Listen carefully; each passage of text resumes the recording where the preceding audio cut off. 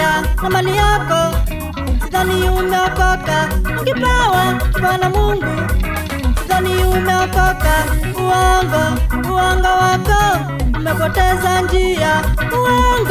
Uongo wako haumjui Yesu.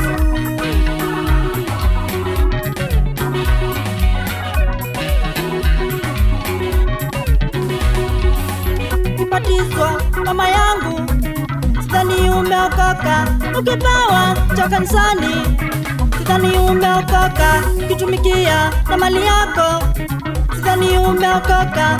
Ukipewa na Mungu, sidhani umeokoka. Uongo wako